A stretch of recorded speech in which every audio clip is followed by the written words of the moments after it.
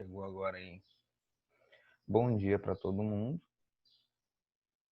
A gente vai resolver exercícios aí de plano cartesiano, tá?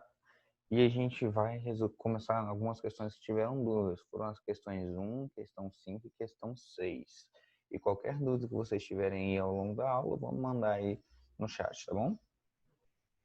Então, a primeira questão é a questão 1 dos propostos, que tiveram dúvida. Fala assim a questão. Um grupo de escoteiros resolveu montar o acampamento de tal forma que foram armadas 3 grandes barracas, as quais ficaram equidistantes de um ponto que se localizava a fogueira. Para tanto, as barracas foram distribuídas usando um plano cartesiano como referência. Sabendo que as barracas estavam localizadas nos pontos 1 e 3, 1 e 1 e 4 e 1, qual ponto desse plano cartesiano está localizada a fogueira? Tá. Vou mudar de câmera aqui. Vou fazer esse esqueminha aqui para vocês. Só um plano cartesiano.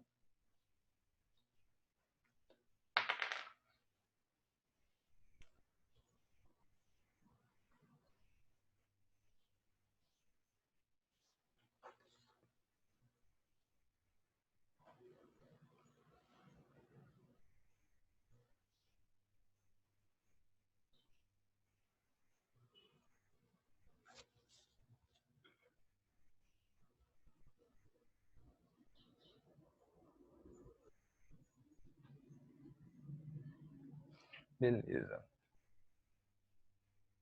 Olha só. De acordo com esse nosso plano cartesiano aqui, eu tenho os pontos I, né? Que ele me dá aí o ponto H. O ponto H é 1 e 3. Então, 1 de X e 3 de Y. 1, 2, 3. Então, ele está localizado aqui, o ponto H. Ele me deu o ponto I, está localizado no 1 e 1. 1 e 1, então está localizado aqui. Ele me deu o ponto J, que está localizado em 4 de X e 1 de 4 de X e 1 de Y. 1, 2, 3, 4. Então, a gente mediu 1 centímetro que ele está aqui. E é isso. Então, a gente tem um triângulo aqui, com um lado medindo 2, outro lado medindo 3, e esse triângulo é um triângulo retângulo. A gente consegue perceber isso pelos pontos dados. Já que ele pediu um ponto equidistante dos 3, se a gente lembrar da teoria que ele fala lá num triângulo retângulo, a mediana desse lado aqui, ou seja, se eu pegar esse lado e partilhar o meio, a medida daqui até aqui, daqui até aqui e daqui até aqui, elas vão ser iguais. Então, essa é a distância que eu quero aqui, né? Então, a distância que eu quero vai estar na metade. Já que aqui é o ponto médio, significa que eu formo alguns triângulos aqui semelhantes, né? Alguns triângulos parecidos, ó. Já que aqui é o ponto médio, eu estou querendo um ponto médio desse lado aqui e estou querendo o ponto médio desse lado aqui. Então, ele pergunta, onde está, qual é esse valor desse ponto aqui, que é o ponto que eu estou buscando, o ponto da fogueira? Quais são os valores desse ponto? Os valores desse ponto, vocês concordam comigo que vai ser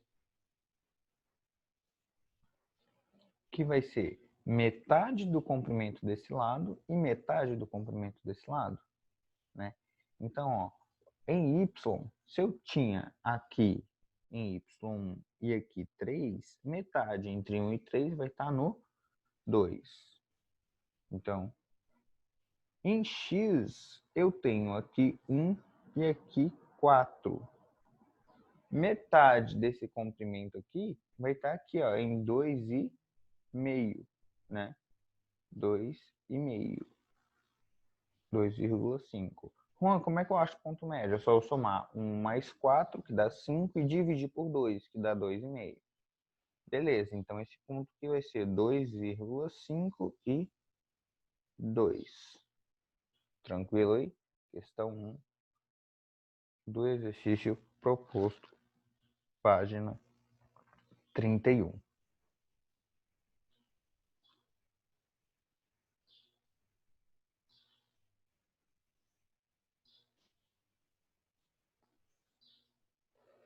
Beleza? Para quem estava com dúvida nessa questão, se ficou alguma dúvida, me falem ainda, tá? Vamos para a próxima questão, que é a questão número 5. Questão número 5, ela fala o seguinte, vou fazer ela desse lado aqui.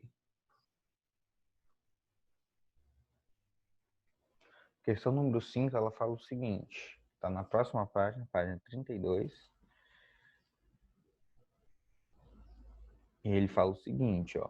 A distância entre os pontos 2A menos 3 e o ponto B, que é 3 e 2, é a raiz de 26. Pode-se afirmar que os possíveis valores de A são... Então ele está falando entre distância entre dois pontos, né? Se ele está falando de distância entre dois pontos, eu posso lembrar daquela expressão que eu tinha mostrado para vocês. A distância entre dois pontos vai ser a raiz de quem? De xa menos xb ao quadrado mais ya menos yb também ao quadrado, né? Essa é a expressão que eu tenho. Ele me dá os pontos, né? Ele me dá que os pontos da questão, eu tenho o ponto A, que são os pontos 2A e menos 3A. Tem o ponto B, que é o ponto 3 e 2. Então eu posso fazer essa conta. Se eu fizer essa primeira diferença entre x, ficaria, posso pegar esse aqui, ó, 3 menos 2A ao quadrado.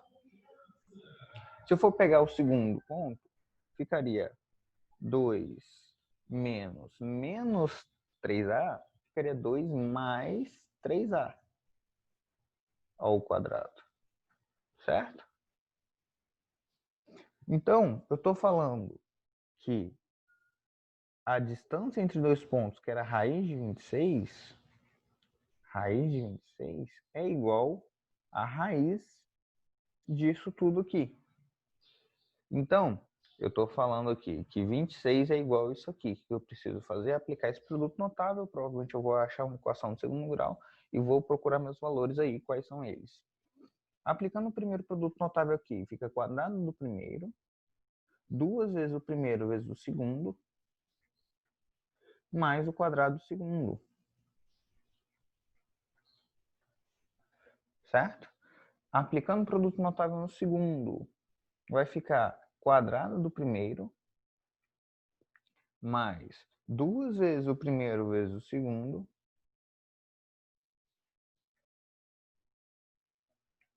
mais o quadrado do segundo. E isso é igual a 26. Beleza, vamos agrupar os semelhantes, né? 9 mais 4 dá 13. Menos 12 mais 12, isso aqui, ó, 0, certo? 9 mais 4, né, também dá 13. 13a ao quadrado, e isso tudo aqui é igual a 26.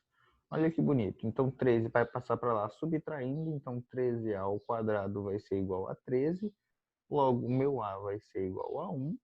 A ao quadrado vai ser igual a 1, né?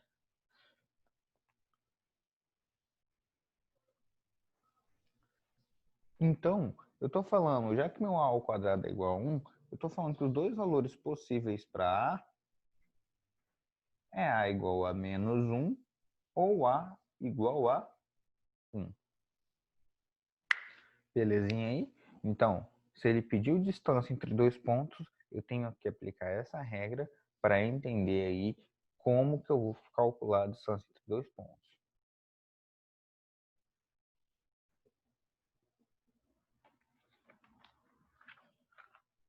Beleza? Vamos para a próxima?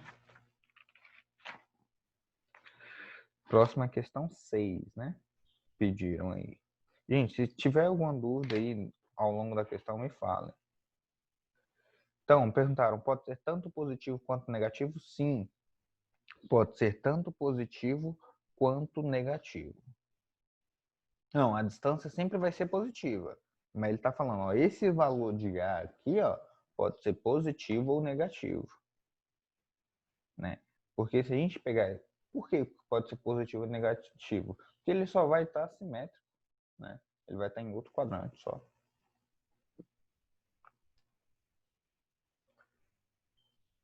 A distância é só positiva. A distância, por quê? A distância é a raiz de algum número. Se é a raiz de algum número, a distância tem que ser positiva. Por quê? Porque não existe raiz negativa. Né? Só a gente pensar aí.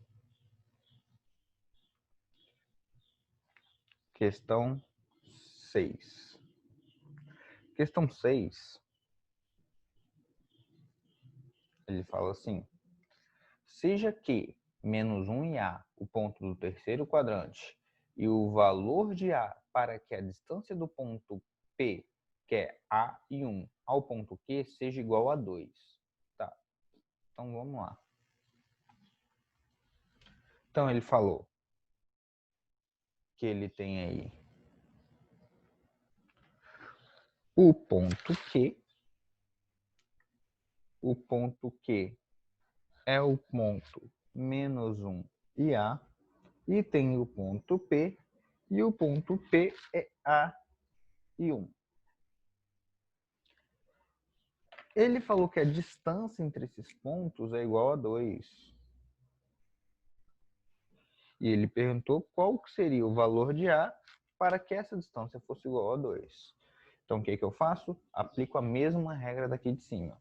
Eu vou pegar a diferença entre esses pontos. Então, a raiz quadrada, né, de... Posso fazer A menos 1, então ficaria A mais 1 ao quadrado, mais 1 menos A ao quadrado. Aplicando o produto notável, ficaria com A ao quadrado mais 2A mais 1. Aplicando o produto notável, ficaria com 1 menos 2A mais A ao quadrado. E isso é igual a 2, porque ele falou que a distância entre eles é igual a 2. 2A simplifica com esse 2A. Eu vou ter, então, 2A ao quadrado mais 2 é igual a 2.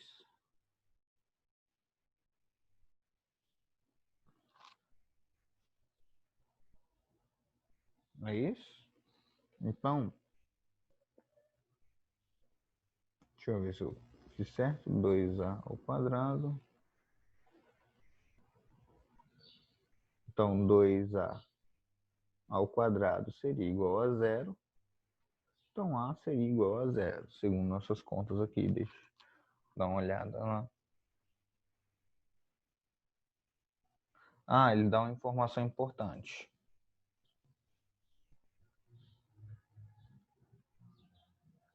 Ô, gente, obrigado.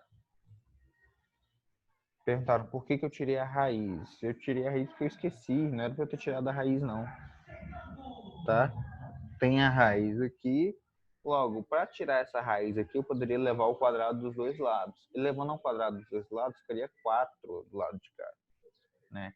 Então, ficaria 4 menos 2 dá 2. Tá? Então, ficaria com 2 dividido por 2. E isso me daria que A ao quadrado seria igual a 1 também. Tá? Então, eu poderia ter os resultados que A fosse 1 ou A fosse menos 1. Tá? Obrigado aí para quem estava aqui. Eu não deveria ter tirado a raiz não, tá? Beleza. Então, se A igual a 1 ou A igual a menos 1, ele me dá uma informação importante aqui no enunciado da questão. Ele fala assim, ó, que isso aqui é um ponto do terceiro quadrante. Se isso é um ponto do terceiro quadrante, eu tenho que lembrar que um ponto do terceiro quadrante, ele vai ter as coordenadas y e a coordenada x, ambas negativas, né? Porque se eu pensar bem, ó, terceiro quadrante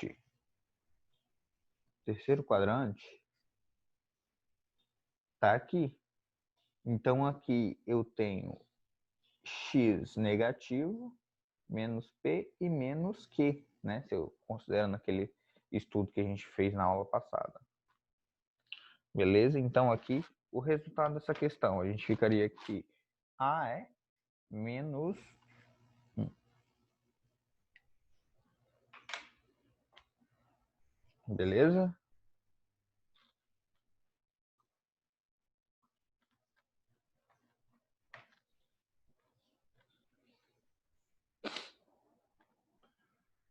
Ficou claro aí a questão? Beleza. Alguém tem mais alguma dúvida, gente, sobre essa matéria de plano cartesiano? Conseguiram fazer a sessão Enem aí? Foi tudo tranquilo?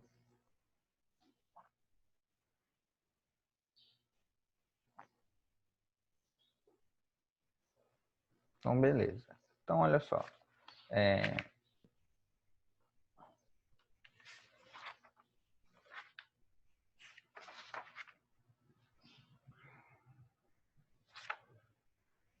Eu posso, então, dar introdução à próxima matéria, né? Já que a gente não tem mais nenhuma dúvida sobre esse capítulo. E dando introdução à próxima matéria, eu falei com vocês que a gente veria prismas, tá? Então, a aula que a gente começaria só amanhã, a gente vai começar hoje, por não ter dúvidas, tá? Se tiver dúvida do outro capítulo que eu dei também desse livro, vocês falem, viu? A gente está resolvendo aqui. Enquanto isso, vamos continuar.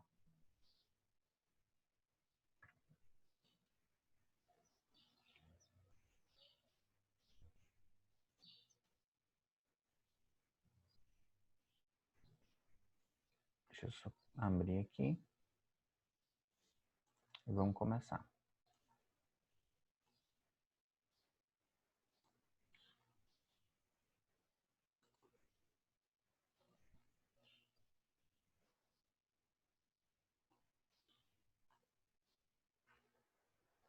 Alguém que mandou mensagem aqui. Beleza. Olha só. Então vamos lá.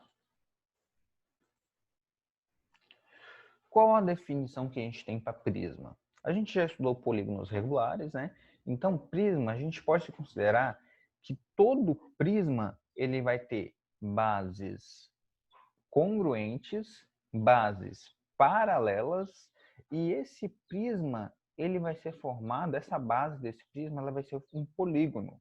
Não importa qual seja o polígono, ela vai ser um polígono. Uma circunferência é um polígono? Não. Um polígono é aquela figura que tem lados, vértices, né? E no caso, consequentemente, ele tem arestas, tá? Na verdade, ele tem lados e vértices. Então, a circunferência ela não é um polígono, porque ela não tem lado e não tem vértice. Beleza. Então, se a gente partir para a definição de prisma, o prisma ele tem algumas características importantes. Ele tem aí as bases, né, que são polígonos, então ele tem duas bases congruentes e são paralelas. E ele tem as chamadas arestas. Olha só, as arestas. Deixa eu fazer diferente. Tirar isso aqui, abrir meu point fix.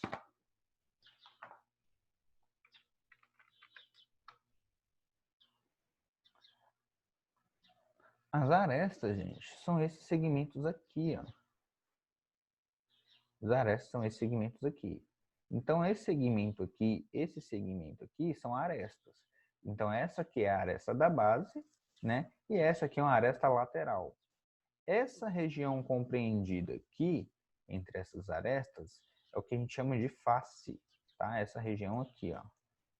Ela é chamada de face. Então, eu tenho a base, tenho a face lateral, tenho a aresta lateral e tenho a aresta da base. Então, esses pontos aqui são chamados de vértices. Então, é isso que a gente precisa definir um prisma. Um prisma é um poliedro cujas bases são paralelas e congruentes. Tá? Então, é importante a gente definir isso. Paralelas e congruentes. Qual a nomenclatura que a gente tem para esses prismas? A nomenclatura que a gente tem para o prisma, ele vai depender da sua aresta da base. Então, se a aresta for... Da aresta da base, não, desculpa. Vai depender do polígono da base. Se o polígono da base for um triângulo, a gente vai falar que é um prisma triangular. Se for um quadrado, é um prisma quadrangular. Se for um pentágono, é um prisma pentagonal. E assim por diante. Se for um hexágono, é um prisma hexagonal. Vai depender de acordo com o número de arestas, o número de arestas da base, né? No caso, qual é o polígono da base. Então, qual é a classificação que a gente tem? A gente tem algumas classificações para o prisma, e uma delas é que a gente fala que é prisma, por exemplo, prisma, né? É um prisma porque tem duas bases, pentagonal, porque o polígono aqui da base é um pentágono, e reto, porque as faces laterais possuem um ângulo de 90 graus, né? Ou seja, a projeção dessa área aqui em cima dá exatamente igual à área de baixo. Então, qual a diferença, Juan, se eu tiver um prisma pentagonal reto e um prisma pentagonal oblíquo? Olha só, tá vendo que o ângulo aqui das faces já não é mais 90 graus?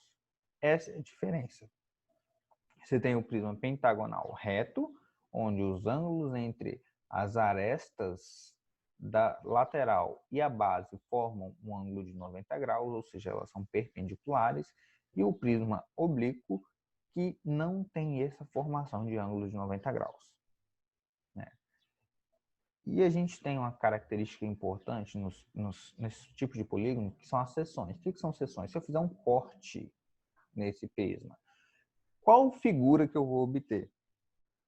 Então, dependendo de como você cortar aqui, ó, você pode ter diversas figuras. Um exemplo disso, se você cortar esse segmento aqui, num prisma triangular, você vai ter o quê? Um triângulo. Só que se você cortar nesse sentido aqui, né, ó, se você cortar nesse sentido aqui, você já vai ter um retângulo. Então, é importante como a gente vai fazer nosso corte. Então, eu já vi questão perguntando de quais as figuras que a gente pode obter cortando um prisma pentagonal, um prisma quadrangular, cortando um cubo, né? Tem várias questões aí que abordam esse tipo de conteúdo falando sobre seções. Lembrando, gente, quando a gente começa a tratar de geometria espacial, são os conteúdos que são mais cobrados no Enem. Ele vai falar de área, volume, vai te dar aí planificação, são conteúdos aí bastante relevantes para nossas provas, tanto de vestibulares quanto para o Enem. Tá? O que seria a seção transversal? Seção pode ser qualquer área, uma seção reta, e eu posso ter também uma seção transversal, que a seção transversal ela vai ser paralela à base.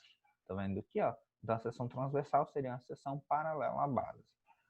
Como que é composta a área do poliedro, no caso, a área do prisma? A área do prisma ela vai ser composta por sua área lateral, né, mais a área das duas bases. E como é que vou calcular? Gente, na área lateral, a gente vai ter ou paralelogramos ou retângulos, né? Retângulos, a gente sabe que é um paralelogramo. Então, no geral, a área lateral vai ser formada por paralelogramos. A gente aprendeu a calcular a área de paralelogramos. A área da base pode ser pentagonal, pode ser quadrado, então a gente vai ter que aprender a calcular essa área da base. A gente já sabe calcular de triângulo, de retângulo, de quadrados, de trapézios, né? A gente já sabe calcular diversas áreas aí e isso vai ser muito relevante para a gente aqui, saber calcular a área total de um prisma. O volume. O volume para sólido, gente, a gente já sabe que sempre vai ser a mesma coisa. Sempre é a mesma coisa. Só vai alterar quando a gente entrar lá na volume de uma esfera. Mas até aqui, o volume de todos os poliedros vão ser a área da base vezes a altura, tá? Quando tiver uma ponta, a gente vai ver que vai mudar. Por exemplo, no cone, nas pirâmides, a gente vai ver que muda um pouco. Mas, no geral, é área da base vezes a altura. Então, ó, ele pega a área da seção transversal, tá vendo? Ó? A área da seção transversal vezes a altura. Por que que ele fala aqui que é a área da seção transversal? Da seção reta, né, na verdade. Porque a área da seção reta com a altura forma um ângulo de 90 graus. Portanto, a gente tem aqui essa área aqui sendo como importante para a gente. Então, se eu tiver um prisma reto e ele estiver inclinado, eu tenho que pensar qual é a área da seção transversal daquele polígono. Só que a gente vai ver vários exemplos, vai ver vários exercícios que vai facilitar muito aí o compreendimento, tá? Então, ó, resumindo, né, o que a gente viu até agora? A gente viu a classificação do prisma, a gente viu que a área total dele vai ser formada pela área lateral mais a área das bases.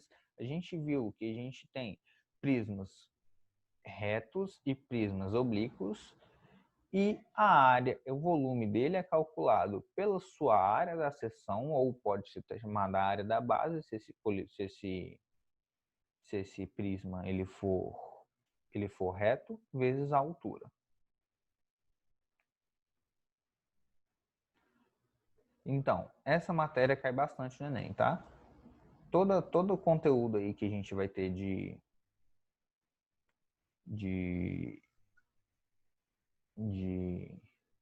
geometria espacial, ela cai muito no Enem. Então, essa matéria é muito relevante para o Enem. Bastante. Teve gente que não entendeu o que seria área transversal. Olha só. A área transversal é cujo, se eu fazer um corte aqui, ó. Se eu fizer um corte aqui, a área que é compreendida pela região desse corte, ela deve ser paralela a essa e paralela a essa, ou seja, é a área cujo eu tenho paralela às bases. Então, a área da seção transversal é uma área paralela às bases. Qual a diferença da seção transversal para a seção reta? A seção reta forma um ângulo de 90 graus com a aresta. A seção transversal é paralela à base, tá? Essa é a diferença das duas. Ficou claro aí? Deu para tirar a sua dúvida? Beleza. Então, vamos continuar.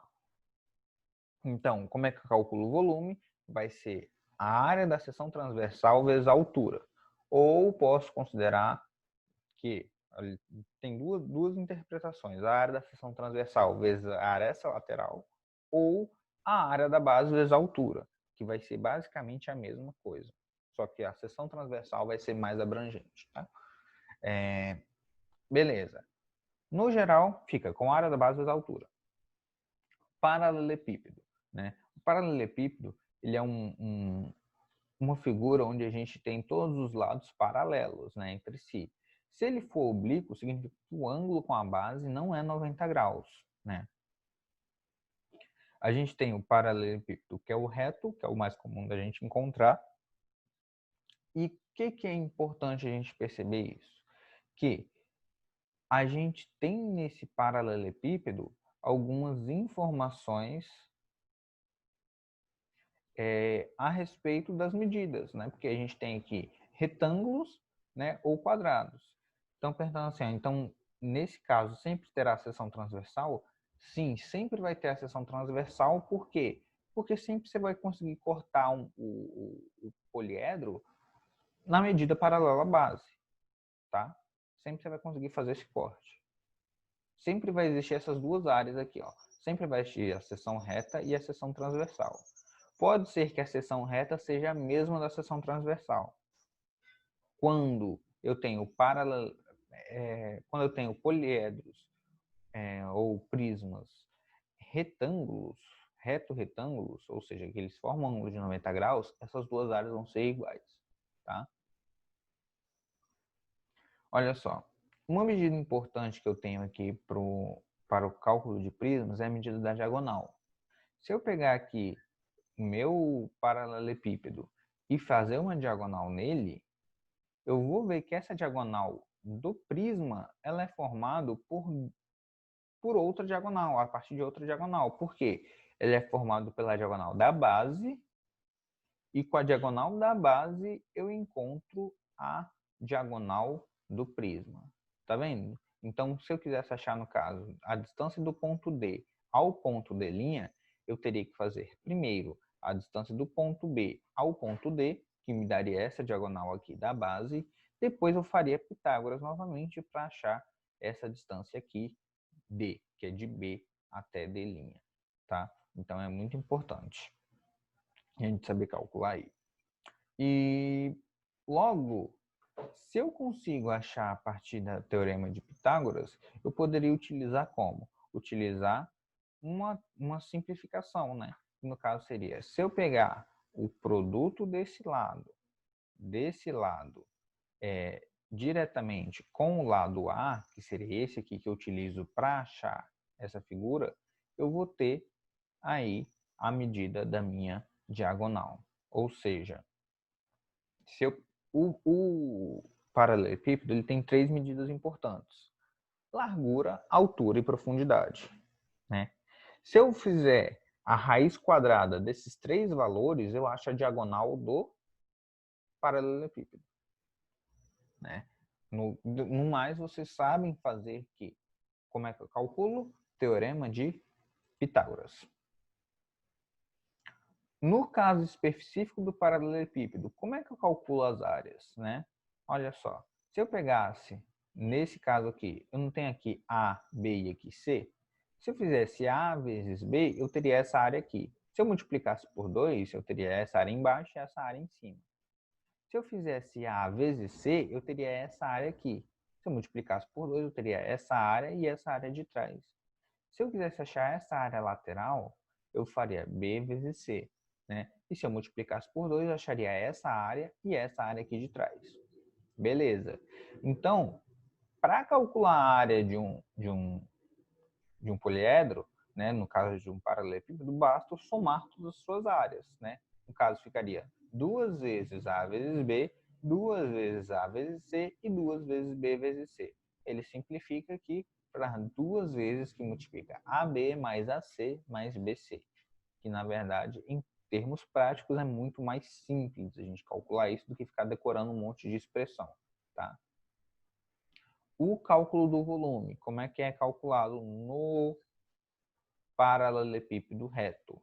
No paralelepípedo reto, o cálculo do volume vai ser a área da base, poderia ser aqui, ó, A vezes B, né, que é um quadrilátero, depois é multiplicado com a altura, que é C. Então, vai ficar A vezes B vezes C.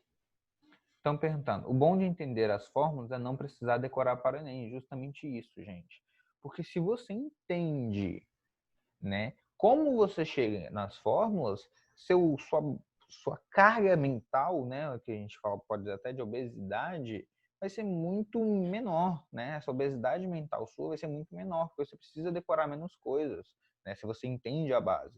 Ah, Juan, mas eu vou demorar mais. Gente, se você aprender de verdade, vai ficar muito mais simples, porque você já vai ter o conceito básico ali na sua cabeça, o conceito básico aqui, você junta e rapidão você faz as coisas, né? Eu não fico decorando 1 milhão de fórmulas para passar de vocês. Eu sei o básico e conforme vai passando, eu vou mostrando como a gente vai chegando nos resultados, tá? Então, acredito que a base seja muito mais importante do que a gente ficar decorando e usando só marreta, tá? Então, ó, tá perguntando, nas fórmulas, usa o ABC minúsculo ou o ABC maiúsculo? Se a gente lembrar lá da definição quando a gente estava falando de polígonos, o A, o B e o C maiúsculo, eles representam os vértices, né? E o A e o B e o C minúsculos, eles representam os lados. Então, consequentemente, a gente usa os minúsculos que são representados, estão representando os lados, tá?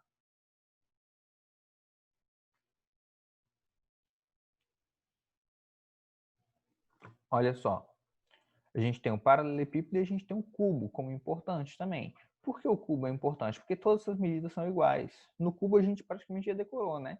Que se eu quiser saber a diagonal do quadrado, no caso, seria L raiz de 2. Se eu quiser saber a diagonal do cubo, vai ser muito mais fácil, porque é só tirar a raiz quadrada também do produto dos três lados, que vai dar L raiz de 3, tá? Então, ó, diagonal do cubo vai ser L raiz de 3. Então, a diagonal do quadrado, L raiz de 2, diagonal do cubo, L raiz de 3. Juan, como é que você chega nisso? Eu chego nisso aqui, gente, do mesmo jeito que eu chego nisso aqui, né? É fórmula de Pitágoras. Então, ó, qual seria a área total? Se eu lembro que a área de um quadrado é A ao quadrado, se eu quiser a área de toda a superfície, vai ser 6 vezes A ao quadrado. Por quê? Porque eu tenho 6 faces. 6A ao quadrado.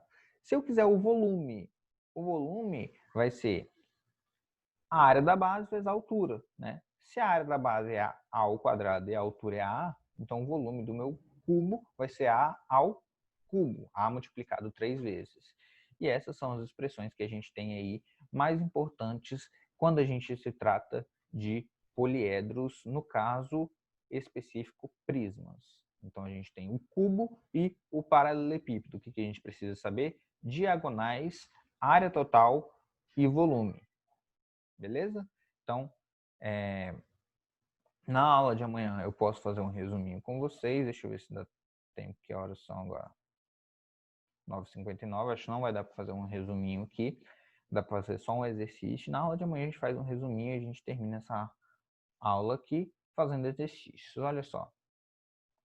Ele fala que a figura a seguir mostra a planificação de uma caixa cúbica em que falta uma das faces. Se colocarmos em uma mesa com a parte aberta para baixo, qual face será vista de cima? Então a gente está trabalhando com projeções e com cubo.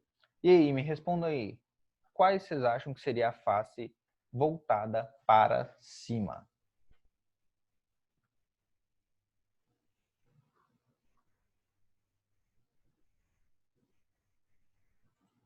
Já respondendo na lata aqui, isso mesmo. Certinho, Paula.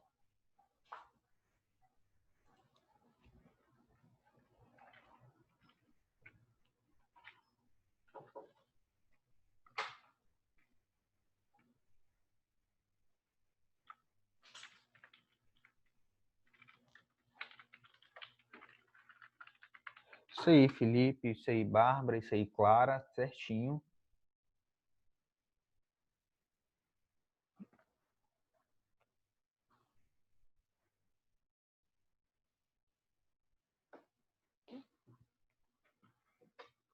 Pensa aí, ó. O primeiro processo que você vai precisar fazer aqui é fechar essa caixa, certo?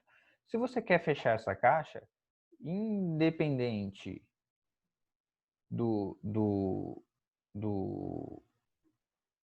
de onde você quer fechar ela, se você, por exemplo, fechar com essa base aqui para baixo, né? Você ficaria com um aqui na lateral, 3 viria aqui para essa lateral aqui. Vamos fazer um desenho em 3D? Ficaria assim, ó. Se eu for fechar com 2 embaixo, o 2 aqui, aí ficaria um aqui, o 3 aqui, né, ó. 1, 3, o 4 viria para cá, né, fechando juntando esse lado com esse lado, e o 5, consequentemente, ele viria para cá, né? Ele viria para cá, ó. Então, a parte que ficaria sem tampa ficaria 2. No caso, se eu colocar ali para baixo, o número 2 vai ficar para cima. Muito bem aí para quem mandou a resposta. O número 2 ficaria para cima. Então, gente, é muito comum a gente ver exercícios de projeção, montagem, planificação de poliedros, tá? Muito comum mesmo. Vamos para a próxima? Essa aqui já é mais produzida, né? Olha só. Um sólido geométrico foi construído dentro de um cubo de aresta 8. Ó, cubo de aresta 8. De maneira que dois dos seus vértices P e Q sejam os pontos médios, respectivamente, das arestas AD e BC. E os vértices da face superior do cubo, como indicado na figura a seguir. Beleza. Ele vai lá e pergunta, qual o volume desse sólido? Qual o volume desse sólido?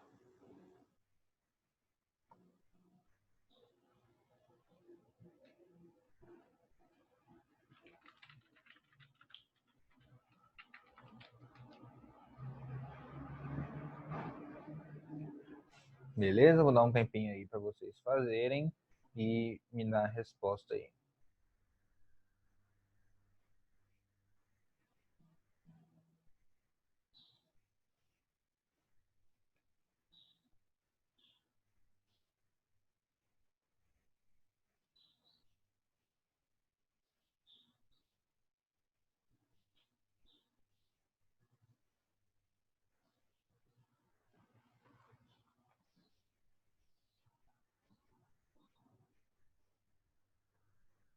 Se não der tempo, não tem problema, tá? A gente resolve esse exercício na próxima aula e vocês me falem aí.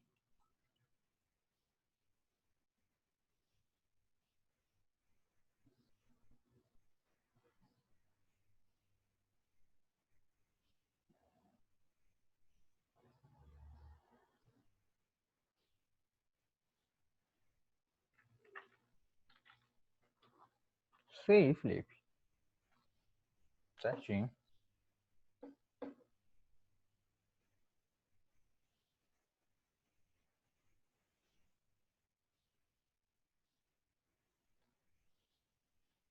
Me falem aí, rapidão.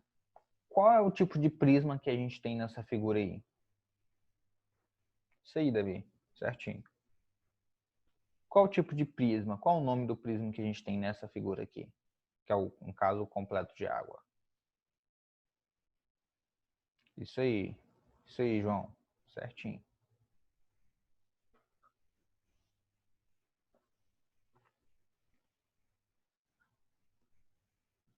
Olha só. Vamos deixar esse exercício para a gente tirar a dúvida amanhã de quem não fez. É isso mesmo, Bárbara. Certinho, tá?